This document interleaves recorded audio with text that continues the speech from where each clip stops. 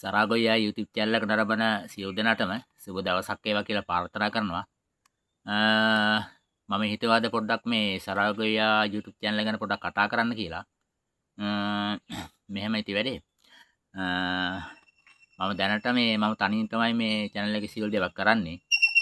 ඒ කියන්නේ කතාව ලියලා අධ්‍යයනය කරලා මේකප් කටයුතු ඊට පස්සේ අංග රචනය ඒ සියලු දේවල් කරන තනියෙන්. කැමරා පැත්තක තියලා මම රඟපානවා. ඒක ලේසි වැඩක් නෙවෙයි.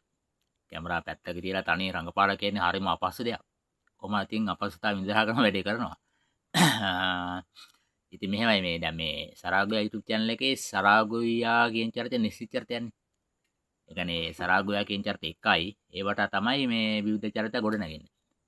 ඉතින් දැන් ප්‍රශ්නේ ඉන්නේ මට දැන් සරාගොයා අපි කොහොමද දැන් දෙවසක් තියනවා කියලා.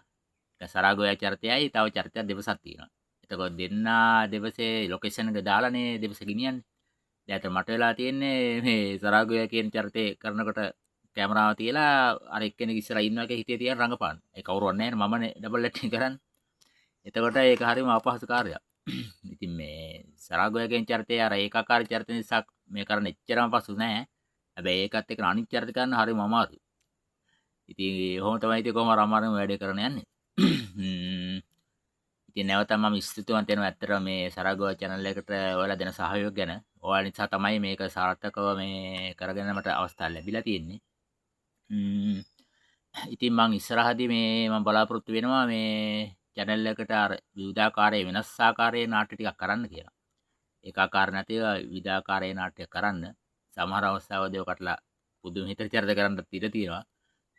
ඉතින් බලන්න ඉන්නකෝ.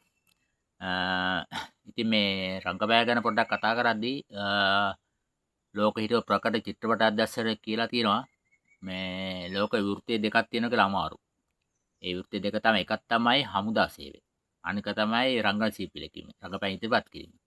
මේ දෙක ලෝකේ තියෙන අමාරු වෘත්තියක් කියලා තමයි චිත්‍රපට අධ්‍යක්ෂකලා කියලා තියෙන්නේ. මට මේ චිත්‍රපට අධ්‍යක්ෂක නම මතක නැහැ.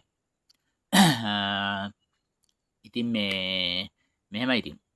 ඇත්තටම ඔයාලා දිගටම රැඳී සිටින්න මාත් එක්කලා channel එක subscribe කරලා නැත්නම් subscribe කරන්න, share කරන්න, comment කරන්න, like කරන්න. එහෙම කළා ඔයාලා සහයෝගය දෙන්න. දැන් මේ නාට්‍යන චරිත ගැන පොඩි අඩුපාඩු තියෙනවා ඔයාලා පෙන්වලා දෙන්න. comment එකක් දාලා පෙන්වලා දෙන්න මේ චරිත ගැන. එතකොට මට ඒ අඩුපාඩු හදාගන්න පුළුවන්. ඇත්තටම. ඒක නිසා හොඳම කියන්නේ නැතුව අඩුපාඩු පෙන්වලා දෙන්න. එහෙම නැතිනම් අපි ආය දවසක හම්බ වෙමු. එහෙම නැති නැවතත් ආයි ස්තුති කරනවා ඔබලට ඔබ සියලු දෙනාටම. එහෙනම් නතර වෙන්න.